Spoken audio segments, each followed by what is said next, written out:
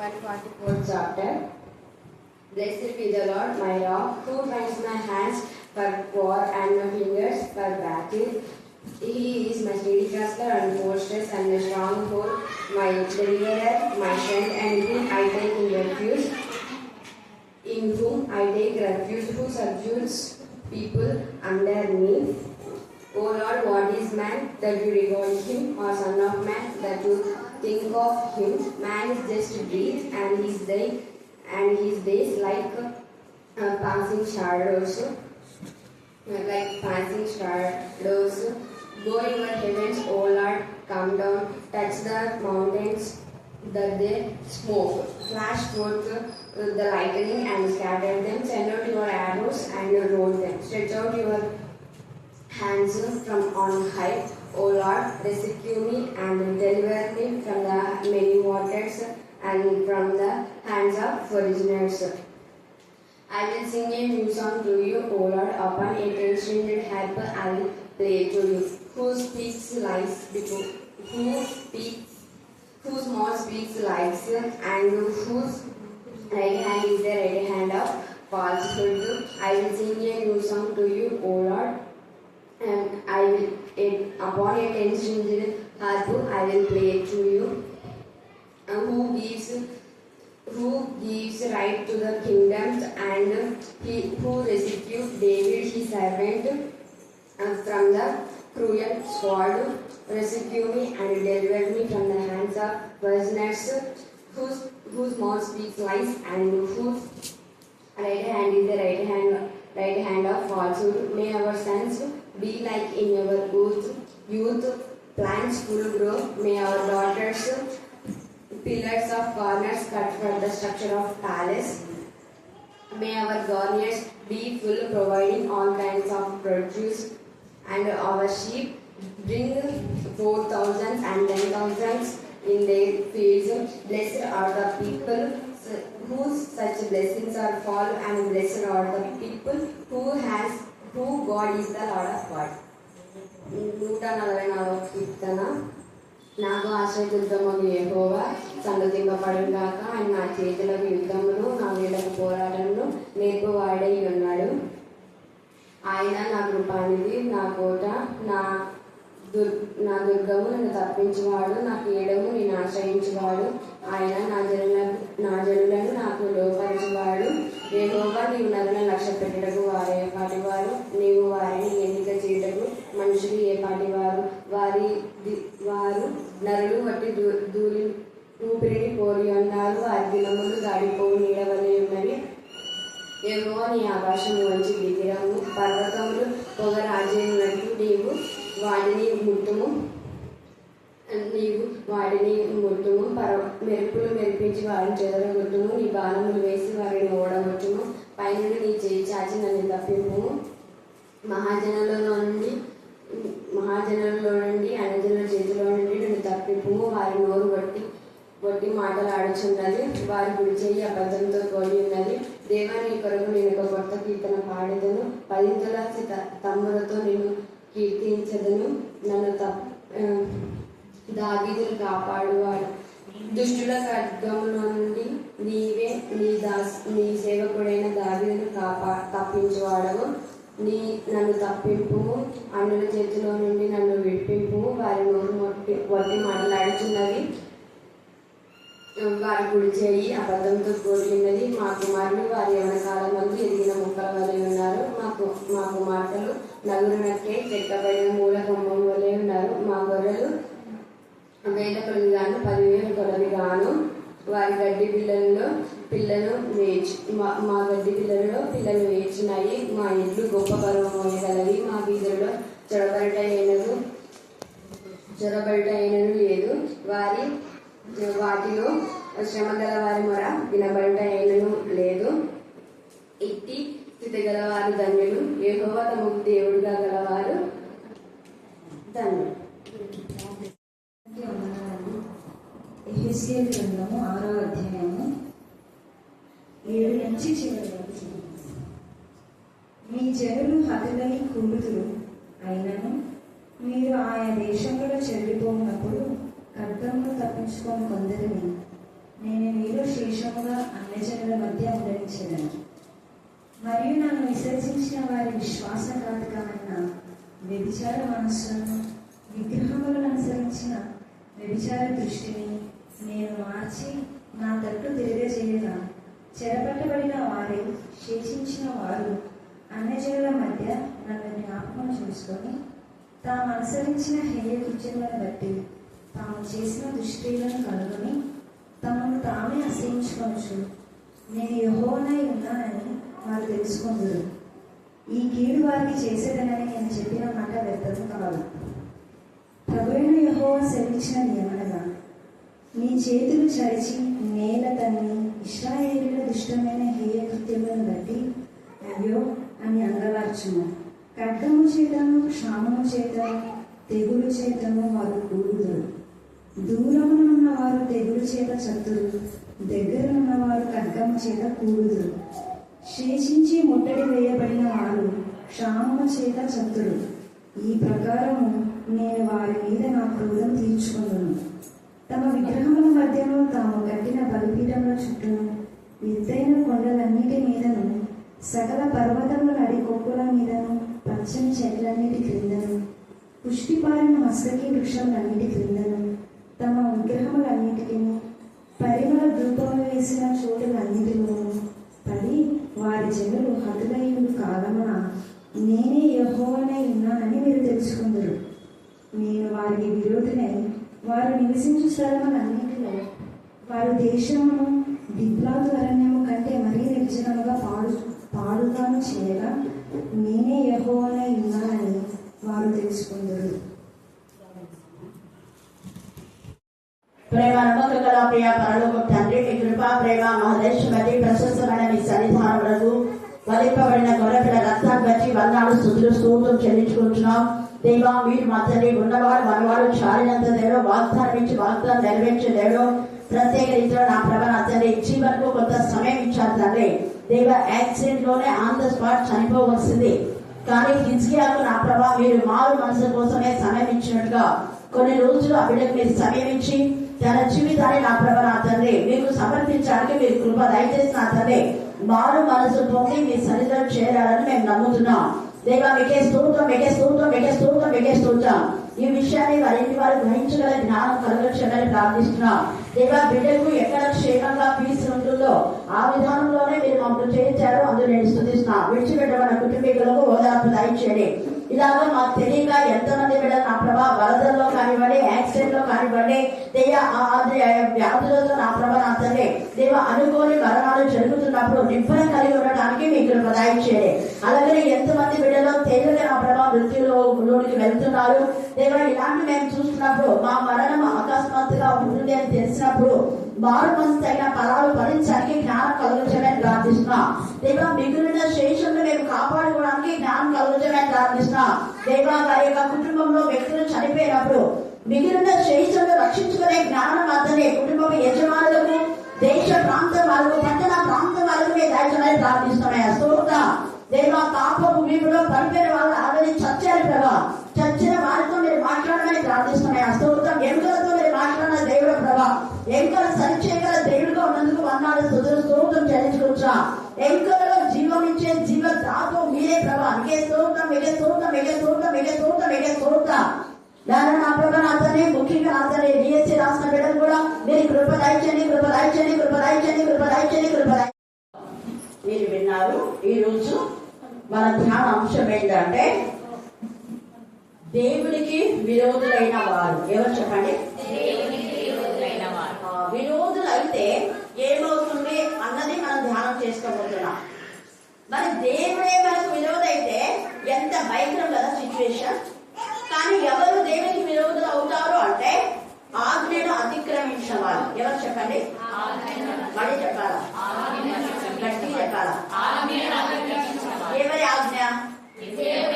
అది దేవుని యొక్క ఆజ్ఞలను, దేవుని కట్టడలను, దేవుని యొక్క శాసనాలను, దేవుని యొక్క నిబంధన, దేవుని యొక్క హెచ్చరికలను ఎవరైతే తోసిపుస్తారో వాళ్ళకే తండ్రి అయిన దేవుడు విరోధి అవుతాడు, వాళ్ళే సమూల నాశనం అవుతారు. మిగతా వాళ్లకు దేవుడు కొంత సమయం ఇస్తాడు. జ్ఞాపకం చేసుకోవాలి. ఈ రోజు మరి జీవన్ చనిపోయినాడంటే నేను అంటాను దేవుడు తన చిత్తానుసారంగా తీసుకున్నాడు. కానీ అబ్బాయికి ఆన్ ద స్పాట్ యాక్సిడెంట్ లో చనిపోయిన వాడు ఎంతో ఉన్నారు, అవునా కదా? అక్కడే చనిపోవాలి. ఆల్రెడీ కొంతమంది చనిపోయారని కూడా చచ్చిపోతాడని డాక్టర్ సిద్ధం చెప్పారు. కానీ దేవుడు ఒక నెల మాసంలో ఆ కుమారుడికి సమయం ఇచ్చాడు. దేనికోసం చెప్పండి? మళ్ళా ఖచ్చితంగా అబ్బాయికి మారవలసి వచ్చిందని నేను అనుకుంటున్నా. వాళ్ళ ఇంట్లో వాళ్ళు కూడా సమయం ఇచ్చారు. మరి వాళ్ళు నిజంగా దేవుడికి లోబడి మారినట్లయితే మంచిదే. కాబట్టి దైవికమైన విధానంలో కూడా దేవుడు కొందరిని తీసుకుంటాడు ఆయన ఇష్టానుసారంగా. యెహెజ్కేలుకు మన ఈ యొక్క ప్రవచన రూపకంగా ఎంత మందిలో హెచ్చరించాడు. ఇదిగో భయంకరమైన ఉగ్రత మీకు రాబోతుంది. దేవుడి యొక్క ఉగ్రత నుంచి మీరు తప్పిపోవడండి, దేవుడి మాటకు లోబడండి, ఆజ్ఞలను మీరు పాటించండి, హెచ్చరికలను స్వీకరించండి, తిరుగుబాటు చెయ్యొద్దు అని చెప్పినా కొంతమంది గర్వంగా ఏం సాధిస్తాం, దేవుడి సదికి రండి, వాక్యం వినండి, ప్రార్థనలో ఉండండి చెప్పినా కూడా రాదు. రానప్పుడు మనము ఉత్తరవాదులు కాదు. ఎవరు ఉత్తరవాదులు? వాళ్ళ ప్రాణములకు వాళ్ళే ఉత్తరవాదులు. హెచ్చరికలు స్వీకరించి మారు మనసు పొందితే దేవుడి బ్లెస్సింగ్స్ ఉంటాయి. హిజ్కియాకు దైవజనుడు చెప్పిన వెంటనే గుండె పగిలే విధానంలో గోడ తట్టు ముఖం తిప్పుకొని ఎంతగానో గుండె పగిలేలా ఏడ్చేస్తాడు. ప్రభా ఎలాగ ప్రభా ఎంత చిన్న చనిపోతే నా రాజ్యం ఏమైపోతుంది అంటున్నాడు. నీ ఇంటి అంటే ఆయన రాజ్యం. నీ ఇంటిని చక్క పెట్టుకో. మనకు నీ ఇంటిని అంటే మన జీవితాన్ని, లేదా పెళ్ళైన వాళ్ళకైతే వాళ్ళ తల్లిదండ్రులు అయితే వాళ్ళ పిల్లలను, వాళ్ళ భర్తను, వాళ్ళ కుటుంబం, వాళ్ళ వంశం, వాళ్ళ యొక్క ప్రాంతం, వాళ్ళ ఊరు, వాళ్ళ సంఘం ఇలా వస్తాయి. నువ్వు మరణం అవుతున్నావు, నీ ఇంటిని చక్క పెట్టుకో అన్నాడు దేవుడు. నువ్వు మరణం అవుతున్నావు, నీ జీవం ఎలా ఉంది? దేవుడికి విరోధమైన విధంగా అక్రమే మార్గం ఉండి మన పాటలు ప్రార్థన. నేను ఒకటే ప్రార్థన చేస్తాను, అడగోదా ఇడగోదా ఎక్కడికి వెళ్ళా కూడా ఎన్ని ప్రార్థన చేసినా కూడా బ్రతుకు దేవుడికి విరోధంగా ఉంటే ఎప్పుడైతే ఆశీర్వాదం కాదు. తాగుబోతులుగా ఉంటారు, వదిలిపోతులుగానే ఉంటారు. ఇంకా దేవుడికి విరోధమైన పాపకాలు చేసేవారు అలాగే చేస్తూనే ఉంటారు. ప్రతి నీచమైన కార్యంలో దేవుడు మట్టబయలు చేసి ఎదుట పెట్టి మాట్లాడతాడు. ఇదిగో నువ్వు ఇది చేయలేదా, ఇది ఈ విధానంలో నువ్వు లేవా? మనం ఎంత ఇదిగా కవరింగ్ చేసుకుంటే కవరింగ్ అంతా కూడా ఒక రోజు బయటపడిపోతాం. ఇక్కడ వీళ్ళందరూ కూడా మేము దేవుడి మాట వింటామని అంటారు, మళ్ళా దేవుడి విరోధంగా చేస్తారు. ఇక్కడ ఇశ్రాయేలీయులందరూ కూడా 6వ అధ్యాయంలో ఎంత బాధాకరమైన సిచ్యువేషన్ లో ఉన్నారు. కాబట్టి దేవుడు అంటాడు ఏమి వాళ్ళ మీద జాలి వద్దు, ఏమొద్దు అంటాడు. వాళ్ళని నేను నాశనం చేయాలనుకున్నాను. ఎందుకంటే నాశనం చేయకపోతే ఇంకా మిగతా వాళ్ళు కూడా నాశనం చేశారు. పురుగును మనం చంపకపోతే ఏం చేస్తుంది? ఆ పురుగు ఆకునంతా కూడా తినేస్తుంది. గొంగళ పురుగును అందరూ చంపుతారా? తినలే బాగుందిలే అంటారా? ఏదైనా ఎవరన్నా పాడు చేసే వాటిని నాశనం చేయడము దేవుని. అందుకే దేశం పాడు కాకుండా కొంత శేషాన్ని మిగుల్చుకోవడానికి చాలా మందిని ఇక్కడ మనం చూస్తే, మేము చదివితే 6వ అధ్యాయం అంతా మేము చదివితే అక్కడ అంటాడు కదా, నరపుత్రుడా ఇశ్రాయేలీయుల పర్వతముల తట్టు చూచి వాటి విషయమై ఈ మాటలు ప్రకటించి, పర్వతం మీద ఎవరు చూడలేదులే అని, చెట్ల కింద ఎవరు చూడలేదని, ఖాళీ ప్రదేశంలో ఎవరు చూడలేదని, ఇల్లు కట్టేది మోకలైనది. అలాంటి ఇళ్లలో ఎంతమంది ఎంత పాపం చేస్తారు అందరికీ కళ్ళగడ్డలు చూపిస్తాడు దేవుడు. ఎన్నో పాడున్న ఇళ్లలో భయంకరమైన బ్రతుకు, ఎడారి ప్రదేశంలో, అరణ్య ప్రాంతంలో. అందుకని అరణ్యంలో మరి వాక్యం ప్రకటించాను, దేవుని స్వరం వినిపించే ఒకరి స్వరము అని యోహాను అరణ్యానికి పంపించింది కారణం అందుకే. ఇక్కడ యెహెజ్కేలు కేబారు నదీ తీరంలో ఉండి చెప్తున్నాడు, దేవుని పిల్లలు నదీ తీరాల్లో. అలాగే కేరీతు వాగు ఏలియాకు నివాసం ఏంది చెప్పండి? ఏలియాకు నివాసం ఏంది? కరెక్ట్ చెప్పమ్మా, డౌట్ ఎందుకు? గట్టి ఇవ్వండి, చెప్పు అది గట్టిగా, ఇంకా గట్టిగా. మస్తకి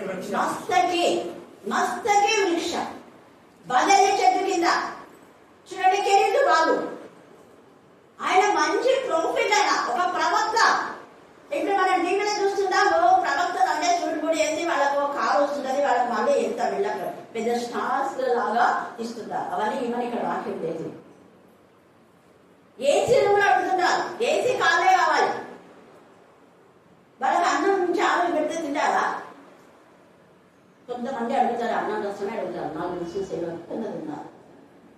వాళ్ళు మటన్ చికెన్ ఇష్టపడాలి, రసమానం ఉందా అడుగుతారు అదే పని, లేదా పెరిగిన ఉందా అడుగుతారు. అదేంటి ఇన్ని ఉన్నాయి కదా వెరైటీస్ అంటే ఆ వెరైటీస్ తిని మేము కలిపి పాటు తీసుకోము. మాకు శ్రేష్టమైన ఆహారం, ఆకుకూరల ఆహారం, ధాన్యాల ఆహారం కావాలి. హల్లెలూయా, హల్లెలూయా. కొంతమంది ఏంటి ఏం చేశారా అడ్డుకి మరీ చేయించుకున్నారు. ఇక్కడ మనం చూస్తే ఏలియా ఎంత చక్కగా వాగుల దగ్గర నివాసం చేస్తారు. ఆయనకు చెప్తారు అదే చెప్తే ఆయనకు చెప్తారు. అలాంటి వాళ్ళు చెప్పినటువంటి మాట వినలేదు చాలా మంది. ఇక్కడ ఎహెజ్కేలు ఎంత ఇదిగా ఒక కుడి వైపున ఎడం వైపున ఒక్క పక్కనే పండుకొని కొన్ని రోజులు కొన్ని దినాలు దేవుడికి భయపడి దేవుడి వాక్యాన్ని ప్రకటిస్తుంటే నిర్లక్ష్యం చేస్తున్న వీళ్ళకు ఎంత శిక్ష. అందుకే పర్వతంలో పైన ఎవరు చూడలేదని మీరు చేస్తున్నారేమో, ఎవరు తెలియలేని జగ్గా నేను వేయించింది తెలియలేని అనుకుంటున్నారేమో, వాళ్ళ దగ్గరికి వేయించింది వీళ్ళ దగ్గరికి వేయించింది తెలియకుండా తాయి చేతులకు జాకెట్ కనపడకుండా లోపల కట్టుకుంటే ఎవరు తెలియలే అనుకుంటున్నారేమో. దేవుడికి అన్ని తెలుసు. ఎక్కడో బాధ సిలువ పెట్టలో పెట్టే కూడా దేవుడికి తెలుసు. దేవుడికి అసాధ్యమైనది ఏది కూడా లేదు. ఎందుకంటే అవన్నింటినీ నేను బయటకు తీపించినాను కాబట్టి మీతో ఓపెన్ గా మాట్లాడుతున్నా. నేరవాళ్ళ జరిగిన సిచ్యువేషన్ గౌరమ్మ అని ఆమె జగమ్మ ఆమె ఇక్కడికి వాళ్ళ వదిన కూడా వస్తుండే అప్పుడప్పుడు అంతే. ఇప్పుడు లేదు, ఆమె ఇద్దరు చనిపోయినారు. ఒక 25 సంవత్సరాల క్రితం చెప్తున్నా నేను. 35 years బ్యాక్ అక్కడ జరిగిన విషయం చెప్తాను. ఆమె ఇక్కడ 10 సంవత్సరాలు ఉండింది. నేను ఇక్కడికి వచ్చిన తర్వాత 10 సంవత్సరాలు వచ్చింది. ఆమె కూడా ప్రేర్ చెప్తున్నారు. వాళ్ళ వదిన గౌరవం అంటే నెరవాళ్ళలో ఇప్పుడు బహుశా ఆ చర్చి కట్టడానికి ఆ ప్లేస్ అనే ఆమె అప్పుడు చెప్పింది, నాకు చర్చి కట్టడానికి నేను చేసిస్తాను కదా మీరు కట్టనే. ఆమె మారడానికి కారణం ఏంటి? ఆమె భయంకరంగా అంటే మెంటల్ లాగా చేసేస్తున్నారు. ఆమె డబ్బులు తీసుకుని ఆమె డబ్బు మళ్ళీ అడగకుండా విధానంలో వాళ్ళు చేసేస్తున్నారు. అలాంటప్పుడు మారిన ప్రభావం ఏమే వీడి శివారెడ్డి సార్ అన్నమాట హెచ్ఎం కూతురు ఆమె మారింది. ఆమె మారి ఇక్కడికి వచ్చింది. చాలా సంవత్సరాలు వచ్చింది. ఆమె పెళ్ళైనాక కూడా పిల్లలు ఉంటున్నాక కూడా వచ్చింది. అప్పుడు ఆ పాప తీసుకొని వచ్చి నేను ట్రేడ్ చేయడానికి అప్పుడు నేను ఇంకా అంటే లంచ్ బ్రేక్ అనమాట. నేను క్యారెట్ అప్పుడే ఓపెన్ చేసిన. అమ్మ భోంచేస్తున్నాను కొంచెం అంటే భోంచేస్తున్నాను అంటే వెంటనే మేడం భోంచేస్తుంది బయట ఉండు అని బయట పెట్టి ఆమె దగ్గర ఉన్న నిమ్మకాయలు అన్ని ఏమి తీసేసి వస్తుంది అంటే అట్నే పిక్కిలో పెట్టాను. పిక్కిలో పెట్టేసి ఆ నిమ్మకాయలు ఇంకా ఏందో అక్కడ పెట్టేసి తర్వాత వచ్చింది. వచ్చిన తర్వాత మేడం మీకు బాగాలేదు ట్రేడ్ చేయండి అని నేను ఇంకా అమ్మ పూర్తిగా ఏం చెప్పలేను.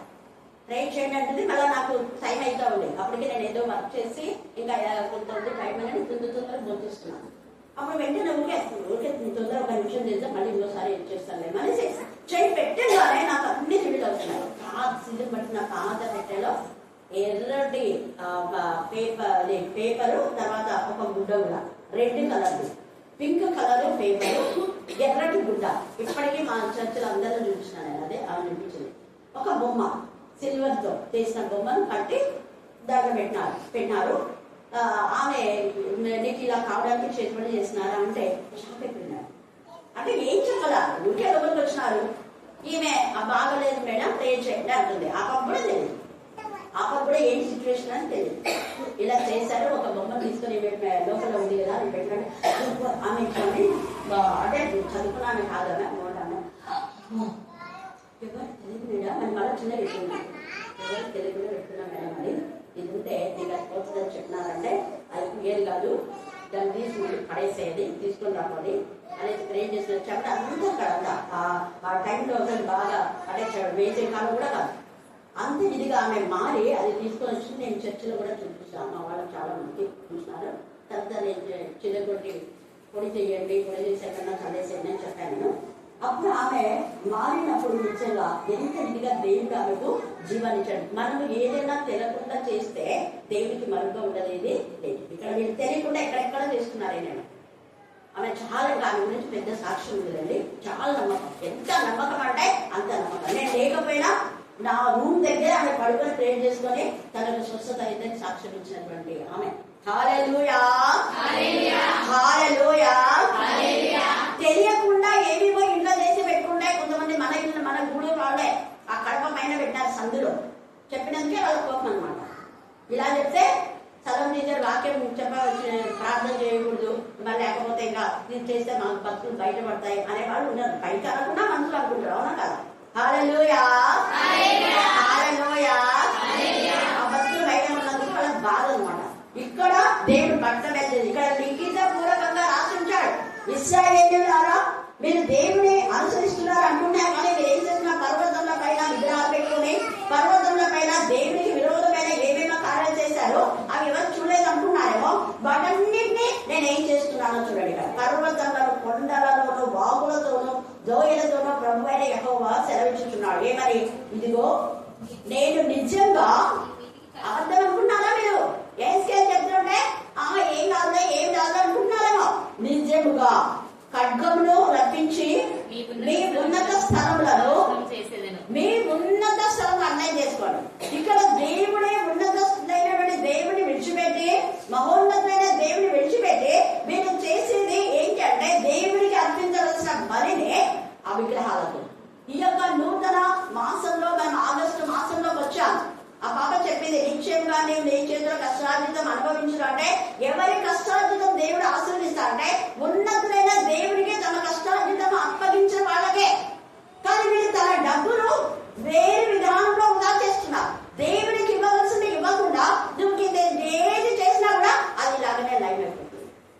దేనికి చేసినా కూడా అది విగ్రహంలో కావచ్చు, చేతి పళ్ళ కావచ్చు, ఒకవేళ నీ తిండి కోసం నువ్వు వినాశాలకు చేయొచ్చు. దేనికి చేసినా కూడా అది ఎప్పుడు కూడా అది బ్లెస్సెడ్ కాదు.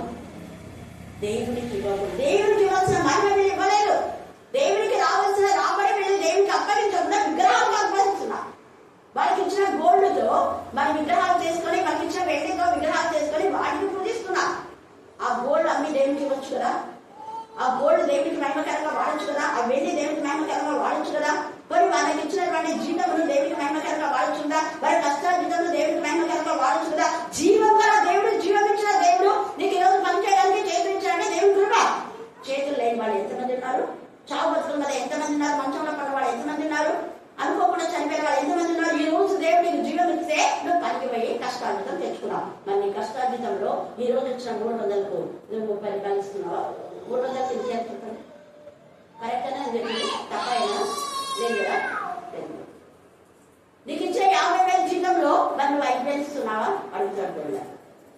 అలా ఇచ్చిన వాళ్లకు ఒకవేళ ఉదాహరణ చెప్తున్నా, నేను 50,000కి 5,000 ఇచ్చినాను అనుకో, అప్పుడు దేవుడు నాకు 5 లక్షలు ఇస్తాను. ఇచ్చినాను.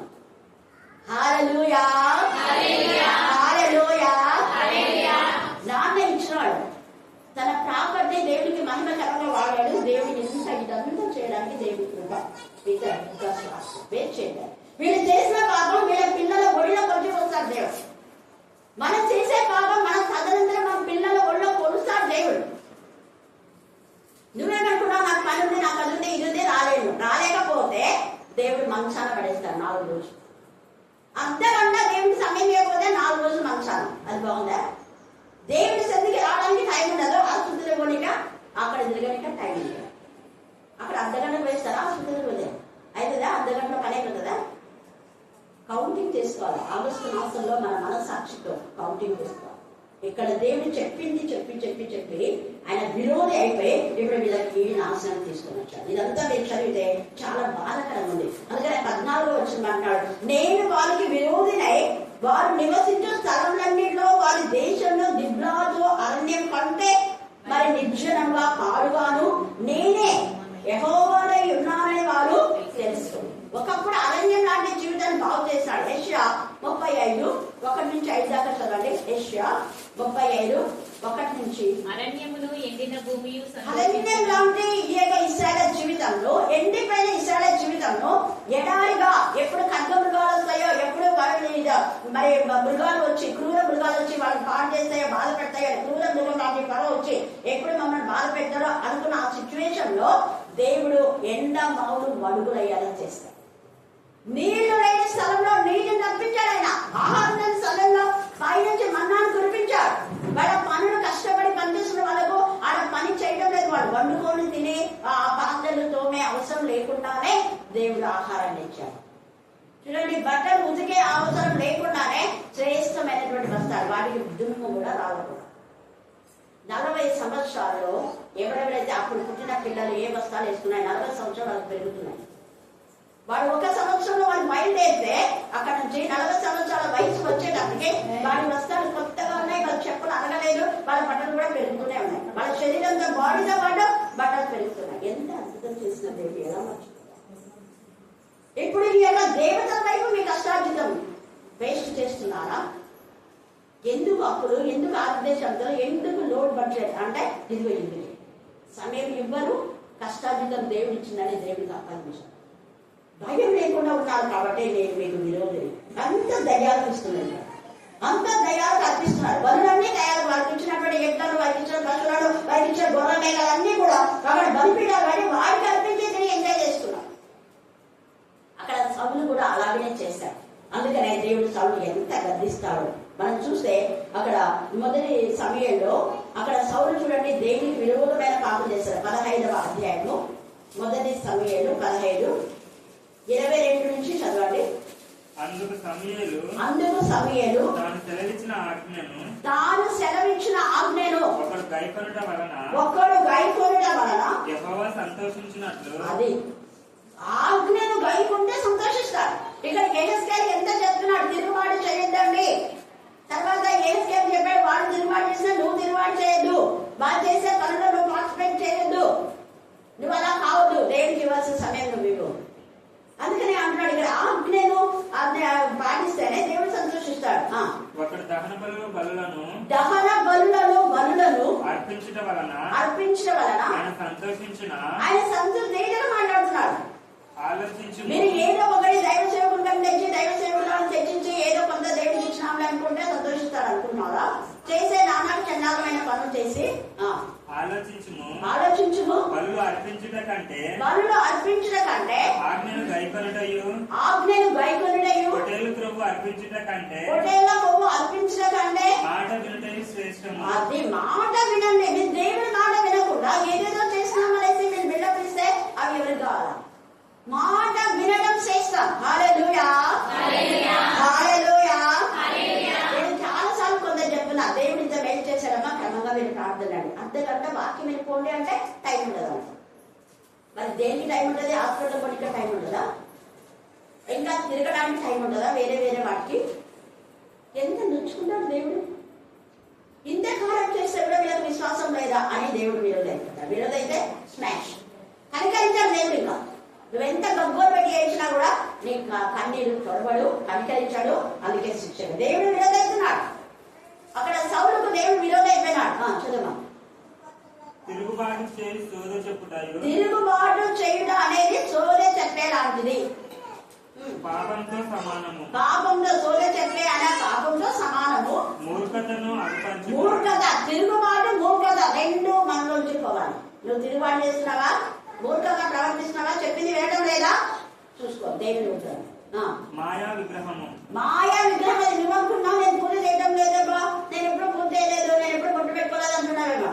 కానీ దేవుని మాట వినకపోతే, దేవుని పిల్లల మాట వినకపోతే, ఎదురు మాట్లాడితే అదే పెద్ద విగ్రహం. మన హైవాళ్ళు కూడా చెప్తుంది, దేవుని మాటకు లోపడబడితే అదే పెద్ద విగ్రహం. తర్వాత గృహదేవతలను పూజించుటతో సమానం. అదే గృహ దేవత అంటే నీ హృదయంలో తిరుగుబాటు. నీ హృదయంలో దేవుడి వాక్యం లేదు. దేవుడి వాక్యం లేకపోతే చెప్పిన మాట పెట్టే తిరుగుబాటు. వాక్యం ఉంటే వాడు తిరుగుబాటు చేయదు. యెహెజ్కేలు వాక్యం ఉంటే వెంటనే కాదైనా ఇట్లా కూడా ఒక్క పక్క 390 రోజులు ఎలా పడుకోవాలి? ఒక్క మాట మాట్లాడాలి.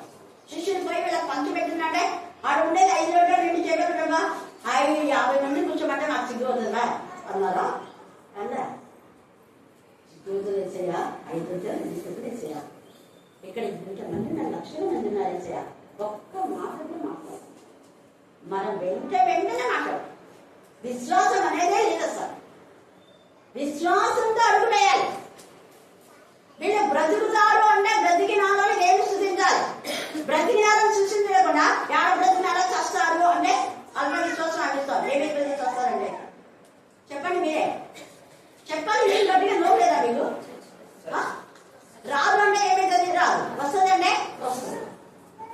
ఎందుకు? సురేఖ స్త్రీ 15వ అధ్యాయం మాకు అన్ని రాదు. 22లో ఏసయ్య నాకు వీలు కాదమ్మా, ఈ యొక్క నా పిల్లలు పెట్టే 2 ముక్క, నీ పిల్లలు కుక్క పిల్లలు, వాళ్ళకి నేను ఎందుకు పెడతాను, నేను పెట్టను అన్నాడు ఏసయ్య. అయితే ఆమెనండి కుక్కల మీద బల్ల కిందే పడే ముక్కలను మాకివా, అందుకని అన్నాడు ఇప్పుడు నీ బిడ్డ బ్రతికిపోయి. చావవలసిన ఆమె బ్రతికించాడు ఏసయ్య. కారణం ఆమె విశ్వాసం. నీ విశ్వాసం గొప్పది. నీవు అన్నట్టే నీవన్నాడే గుర్తుపెట్టుకోండి ఈ మాట మర్చిపోదు. నీకు ఇది కాదు, ఇది రాదంటే రాదు కాదు. నీకు ఇది వస్తుందేనంటే ఆ వస్తే దానికి దేవుడు రుజువుపరుస్తాడు. బ్రతుకంటే బ్రతికి రుజువుపరిచి తర్వాత నీ అవిశ్వాసం బట్టి తీసేస్తున్నాడు. ఇస్తాడు దేవుడు, తీసేసుకున్నాడు. ఇస్రాయేలుకి ఇచ్చినాడు కదా, మన ఇచ్చినాడు, మళ్ళీ ఏం చేసినాడు? తీసేసుకున్నాడు. మాంసం కావాలన్నారు, ఇచ్చినాడా? ఇచ్చినాడు. మళ్ళీ ఏమైంది? మీరే చెప్పాలి అందరు త్వరగా. ఎట్లా తీసేసుకున్నాడు? ముక్కులోంచి గాడ్ తెలిసి మా ఆయన తిన్నదంతా ముక్కులో నుంచి వస్తుంది, నోటి నుంచి రాలే. కక్కితే నోటి నుంచి రావాలి. ఎందుకు ముక్కులో నుంచి వచ్చింది? కాన్సెప్ట్ ఉంది. ముక్కులో నుంచి ఎందుకు వచ్చింది అంటే నోట్లో నుంచి రావడానికి నోరు ఇష్టపడింది. చూసారా? మేము తిన్నది కక్కకూడదు దేవాలని నోరు మూసుకుందా? నేను నోరు మూసుకుంటారా? తిన్నది కక్కకూడదని ముక్కులు కూర్చోండి. మాంస ప్రభావం అదే ఎప్పుడు వస్తుందో ఏమో అని నోరు మూసుకున్నారు. నేను నోరు మూసుకున్నాను, ముక్కులు కూర్చోండి. మనం కూడా నీళ్ళు గడగడ తాగినట్టు ఇట్లా ఉన్నాం అనుకో, వెంటనే ముక్కులో చూస్తాయి. అవునా కదా? సింపుల్. దేవుడు ఎంత రోషం గల దేవుడు అంటే ఆయన తగ్గించాలంటే భయం లేదు. ఆజ్ఞ అతిక్రమమే పాపం గుర్తుపెడతారు. అది భయంకరమైన గ్రాంతాలు పూజ పెట్టి కొబ్బరికాయ కొట్టి చేయడం అవసరం లేదు. దేవుడి కంటే ఎక్కువగా ఏది ప్రేమించినా కూడా మళ్ళీ చెప్తున్నాను, నీ ఉద్యోగం కానీ, నీ పిల్లలు కానీ, నీ భర్త కానీ, ఏదైనా మీకందరూ తెలుసుకోవాలి కదా. నాకు చనిపోయాడని నాకు వార్త వచ్చింది. కానీ ఆ రోజు మెసేజ్ ఉంది. నాకు ఒక ఇంట్లో మాట ఇచ్చాను, మెసేజ్ ఇస్తాను. సండే రోజు చనిపోయాను. 5 గంటలకు చనిపోయినాడు. నాకు 5:30, 6 ఆ ప్రాంతంలో. అంటే చనిపోయినాడని కూడా చెప్పాల. చాలా సీరియస్ ఉంది, డౌట్ అంటున్నారు అని ఇచ్చినారు. చాలా సీరియస్ ఉంది, పురప్రాణం అనే విధానంలో నాతో మాట్లాడినాడు. చెప్పి అతను త్వరగా వచ్చేసేస్తున్నాను. కానీ ఇలా ప్రేయర్ పెట్టుకున్నా, అక్కడ మెసేజ్ ఇవ్వాలి కాబట్టి లేదు, నేను పొద్దున్నే వస్తాను. ఆ రోజు నిజంగా నేను నమ్ముతానో లేదో, వీడేమో చనిపోయినాడని చెప్పినారు. నేను మెసేజ్ తీసుకున్నా, వచ్చేసిన 9 గంటల ఆడ ప్రార్థన అయిపోయింది. చక్కగా వచ్చి 10, 11, 11 అట్లా కొంత బాధ నుంచి నాన్న చేసుకుని బుక్ చేసుకుని పడుకున్నా. పడుకుంటే 3 గంటల సమయంలో మా నాన్న వచ్చింది. బేబీ బేబీ అంటున్నాడు. పైననే ఉన్నాడు. అదేంటి వాడు చింటూ చనిపోయినాడంటే నాన్న కోసం ఇక్కడికి వస్తే వాడు చనిపోయినాడు, అబద్ధం చెప్పినాడు వాడు అని నేను వాడు చింటూ అని అంటున్నా. కానీ వాడు లేడు కదా, వాడు కన్నులో ఉన్నాడు. వాళ్ళు నేనే అనుకుంటున్నా, నాన్న బ్రతికిన నాన్న చనిపోయినాడు వాడు పరిమాణంలో అని ఇట్లనే అనుకుంటానే పోయినా. పోయి తప్పేస్తే నాన్న ఉన్నాడు. నాన్న దగ్గరకు వచ్చింది. ఏంది నాన్న నువ్వు బ్రతికేవా? చనిపోయినట్టు చెప్పాడు కదా చింటూ అన్న. ఏం మాట్లాడా నాన్న? జస్ట్ స్మైల్ చేసినాడు అంతే, ఏం మాట్లాడు. ఒకటేదో పేపర్ ఫోన్ చేసినాడు, 4 మట్టలతో ఉంది, అది ఇచ్చినాడు. తర్వాత ఇక కనపడ ఏంటి నిజంగా నేను పోయి తలుపు తెచ్చినట్టు అంటే కళలో దర్శనంలో నాకు ఇంతవరకు అర్థం కాదు. కానీ తలుపు తెచ్చినా, నాన్న లోపలికి వచ్చినాడు. నాకు ఏదో 4 ఉన్నటువంటి పేపర్ ఇచ్చినాడు. తర్వాత కనపడ. ఆ తర్వాత ఏంది దర్శనమా కళ నాకు ఏమర్థం కాకుండా నేను స్థుతించిన అంతే. చాలా స్మైలింగ్తో వెళ్ళిపోయినాడు నాన్న. Thank God. పోయేటప్పుడు ఇట్లా చూసినాడు. అక్కడ మమ్మీ డాడీ ఫోటో ఇది కింద ఉండింది. అక్కడంటే నువ్వు పైన ఉన్నావు కదా, కరెక్ట్. చనిపోయే ముందే నాన్న ఇక్కడికి వచ్చినాడు. వచ్చి అది పైన పెట్టినాడు. పైన పెట్టుకో, ఇక్కడ నువ్వు ఉన్నావు కదా, ఇక్కడ పెట్టుకోవాలా, కింద పెట్టినావే అన్నాడు. ఆ రూమ్లో పెట్టినా.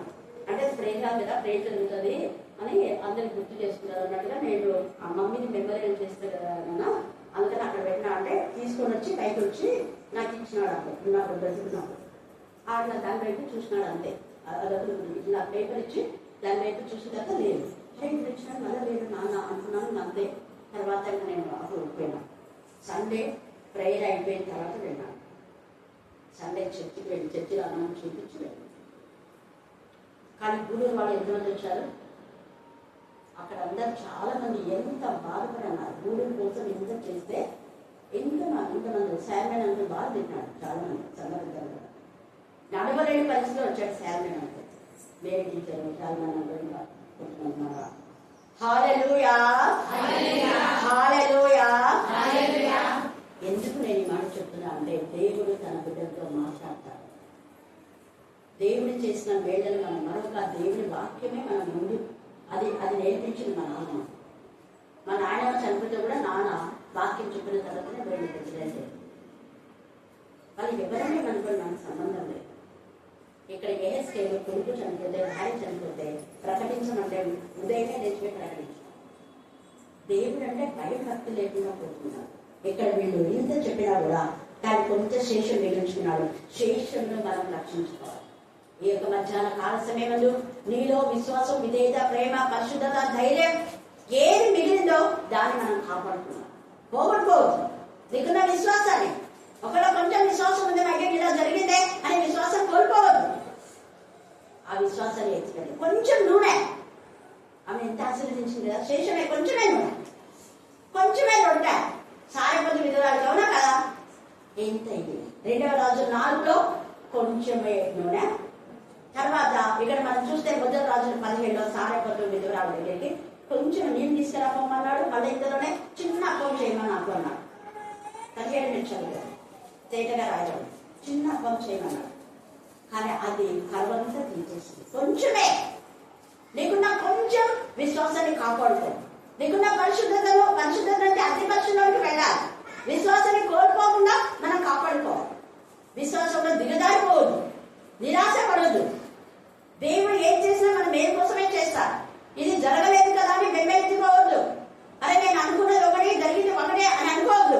అది అలా జరిగిందంటే కారణం దాని తర్వాత నీకు బ్లెస్సింగ్స్ ఉన్నాయి. యోసేపు నేను ఇంత సంతోషంగా మా అన్నలో కళ చేస్తే మా అన్నలేంటి ఇలా చంపేశారు, చావు బతుకులు తీసుకొచ్చారు. ఏం బాధపడ, దేవుడికి అప్పగించుకున్నాడు. ఆ కళ నెరవేరుతుంది. ముందు జీవితం గురించి ఆలోచించు, పరలోక రాజ్యం గురించి ఆలోచించు, దేవుని మాట విని లోబడే దాని గురించి ఆలోచించు. ఆలోచించి దేవునికి ఇవ్వాల్సిన సమయం ఇవ్వండి. సమయం లేదు అనొద్దు. అర్పణ ఇచ్చేటప్పుడు అర్పణ లేదు, నీ హృదయం దేవుడిని సమర్పించాలి. ఇక్కడ మనం చూస్తే 1 కొరింథీ 7, 6, 9 వచనాలన్నీ కూడా చదివితే అక్కడ తేలిగా వాళ్ళ అర్పణ ఎంత దేవుడికి ఇష్టమైందో, ఇష్టమైన ఇంపైన శ్వాస యాగంగా వాళ్ళు అర్పించారు. 2వ కొరింథీ కూడా మీరు చదువుకోండి. 2వ కొరింథీ కూడా 1 కొరింథీ కానీ 2వ కొరింథీ కానీ చాలా విధాలు. ఫిలిప్పీ లాగా రాసిన కొలొస్సైలో ఇక్కడ పౌలు అన్నాడు, మాసిదోనియా వాళ్ళు చేసినటువంటిది ఎంత శ్రేష్ఠమైనది. నేను మర్చిపోలేను, మళ్ళీ రిమెంబర్ చేసుకున్నాను. హల్లెలూయా, హల్లెలూయా, హల్లెలూయా. ఇక కొరింథీయులకు రాస్తున్నాడు, నేను మీ మధ్య ఏమైనా తీసుకొని నా మోసం చేసి లేదు కదా, కష్టపడి నా చేతులతో. అదే చిన్న చెప్పింది, అదే సరిగ్గా వీడియో పిలుపు రాలేదు, కొంచెం కష్టపడి పిలుపు, దేవుని పిలుపు ఉండేవాళ్ళు ఒకరిపైన ఆధారపడాలి. కష్టపడి పనిచేస్తారు, ఒకరిని కావాలని అనుకోవద్దు. నీ కష్టార్థం ఖచ్చితంగా దేవుడు నీ చేతిలో కష్టార్థాలను ఆశీర్వదిస్తాడు. అందుకే ఇక్కడ ఈ మాట పరిశుద్ధ ఆత్మ దేవుడు చెప్పి తీసుకుపోయి ఆయన విరోధి అయిపోయాడు. ఈ యొక్క ఉదయకాలంలో దేవుడు సౌలుకు విరోధి అయిపోయాడు, ఇశ్రాయేలులకు విరోధి అయిపోయాడు. అందుకని ఎంత శిక్ష వచ్చింది వీళ్ళకు. ఇక్కడ కొంచెం శేషం మిగిలించినాడు. మిగిలిచిన శేషం అన్నా దేవుడు మొరపెట్టుకోవాలి కదా. దేవుడు కనికరించాడు. కనికరించి 6వ అధ్యాయం 7వ వచనంలో శేషాన్ని మిగిలించాడు. శేషంగా అన్ని జనుల మధ్య ఉండనిచ్చదు అన్నాడు. మరి ఈ శేషం అన్న దేవుడికి లోపడాలి కదా, లోపడలేదు. అందుకే 2 కాసులు అన్నా, ఇక 2 కాసులు ఉందే నాకు అనుకోవాలా, ఇచ్చేసింది. దేవతను చూసుకున్నాడు. ఇక్కడ 5 అంటే 2 చెప్పిన వ్యక్తి ఇచ్చేసినాడు. అంతమంది తెలియకొద్ది 12 గంపలు నేను అనుకుంటా. ఇక్కడ వీళ్ళ 12 గంపలు ఇచ్చినాడు. అతన్ని కూడా ఒక గంప ఇచ్చేస్తున్నాడు. దేవుడికి ఎవరికి రుణిస్తున్నాడు. హల్లెలూయా, హల్లెలూయా.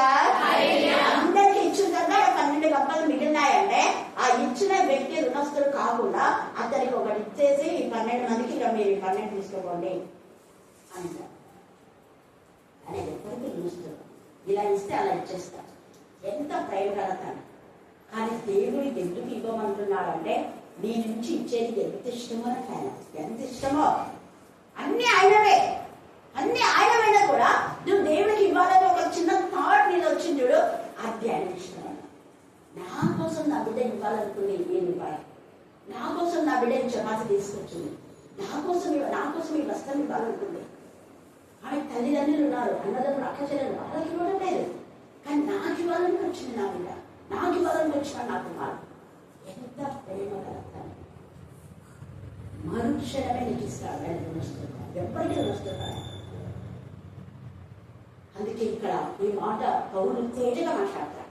నేనేది మీ దగ్గర అనవసరంగా తీసుకోవాలి, మీరు ఇచ్చింది మళ్ళీ మీకే నేను ఇచ్చేసాను కదా అంటాడు. అక్కడ ఫిలిమోన్ గురించి మాట్లాడినప్పుడు ఒనేసిము గురించి నీకేమైనా వస్తాయి కదా అంటాడు. ఒనేసిము నీకు ఏదైనా ఎక్కువ ఏమైనా చేస్తే నా ఖాతాలో రాస్తావు, నా ఖాతాలో రాస్తావు, ఒనేసిము ఖాతాలో రాయొచ్చు అని మళ్ళీ ఏమంటాడు, ఇదిగో ఫిలిమోన్ జాగ్రత్త, ఒక్కసారి ఆలోచించు. ఆత్మ విషయంలో నువ్వే అన్నా నాకు వస్తుంది, నేనేం వస్తుంది కాదు నీకు చెప్తాడు. ఫిలిమోన్ అన్నా కొంచెం ఆడు రాయడానికి పోతుంటాడు, తెలియదు ఇంత ఖర్చు అయింది, ఇంత ఖర్చు అయింది, కొంచెం అవన్నా నువ్వే నాకు వస్తుంది ఆత్మ విషయంలో షాక్ అయిపోయింది తెలియదు. అవును కదా ప్రభా అని మళ్ళీ దేవుని స్తుతించుతాడు. హల్లెలూయా, హల్లెలూయా. కాబట్టి 2025 ఆగస్టు మాసంలో దేవుడు 8వ మాసం చాలా బ్లెస్సెడ్ శుద్ధీకరణ దినం 8వ రోజు యేసయ్య శుద్ధి చేసినాడు.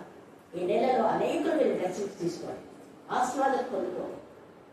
5 రొట్టెలు 2 చేపలను ఆస్వాదించిన దేవుడు, కొంచెం పిండిని ఆస్వాదించిన దేవుడు, కొంచెం నూనె ఆస్వాదించిన దేవుడు, నీకున్న జ్ఞానం ఆస్వాదించి నీకు ఇచ్చే మార్పులు ఆస్వాదిస్తాడు దేవుడు. భయపడదు.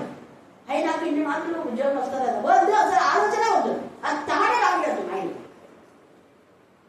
దేవునికి ఎక్కడ నేను స్థిరపడతారో అక్కడ ఖచ్చితంగా స్థిరపడతారు. ఈరోజు ఉదయం నా సాక్ష్యం.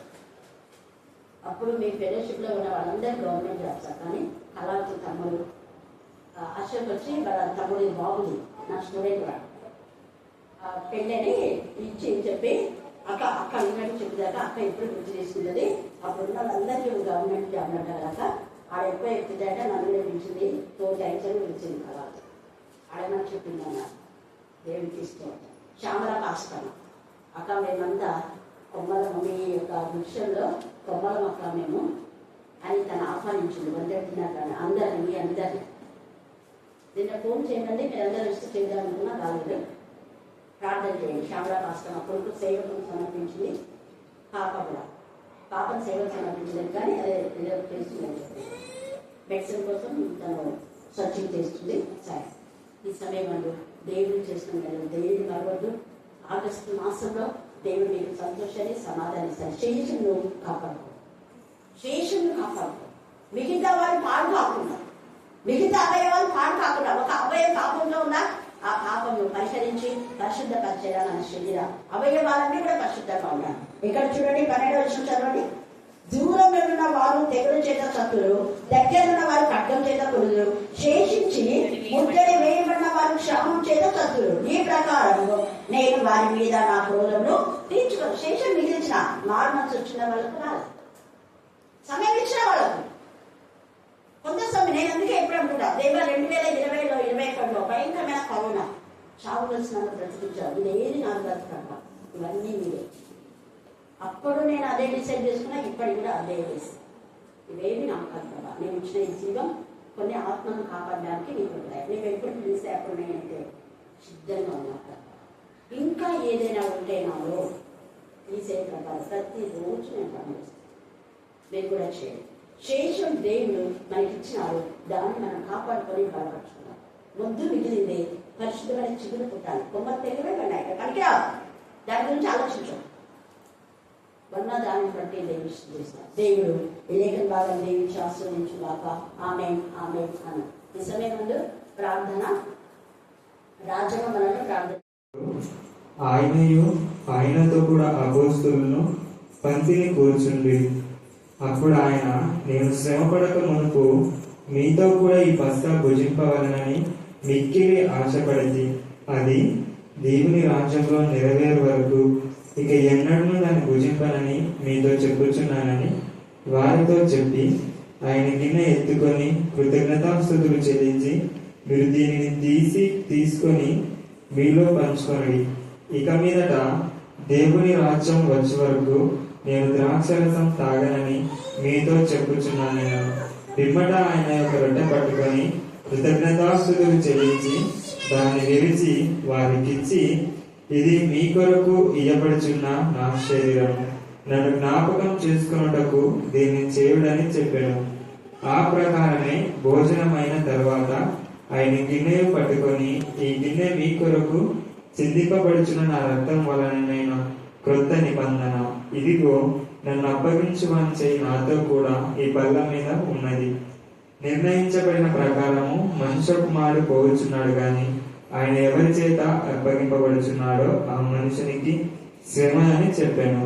వారు ప్రభువా, ఎండిపోయిన జీవితమునైనా ఎలా సేవిస్తారు నైనా ప్రభువా, అలానే మధ్యాహ్నైనా సేవింప చేయమని అడుగుచున్న దేవాన్ని కేసు ఈ కేసు స్తోత్రములు చెల్లిస్తున్న దేవా, ఇటు వాక్యం చెప్పిన బిడ్డనైనా ప్రభువా, మధ్యాహ్నైనా వాక్యానుసారంలో వారి జీవించేటప్పుడు కృపచూపమని అడుగుచున్న దేవా, సహాయం చేయమని అడుగుచున్న దేవానికి నీకే స్తుతి స్తోత్రములైనా స్తోత్రములు చెప్పి దేవానికి పరిశుద్ధ నిధులకు తండ్రినైనా రాజ్యానికి స్థితినైనా ఈ దేవుడు చూడలేక ఎందరో మట్టుకు నన్నైపోయానైనా మేము బ్రతికున్నామంటే నేను నీ కృపనే తండ్రినైనా నీ స్థుతించే భాగ్యం మాకు దయచేసిన విధానం బట్టి నేను నీకే స్థుతి స్తోత్రములైనా స్తోత్రములైనా ప్రభువా, అమ్మగారినైనా సేవనైనా బలంగా వాడుకుంటూ నీ కృప చూపిదేవా, నీకే స్థుతి స్తోత్రములైనా అమ్మవారి కార్యక్రమం శక్తిని బలము దయచేయమని అడుగుచున్న దేవా,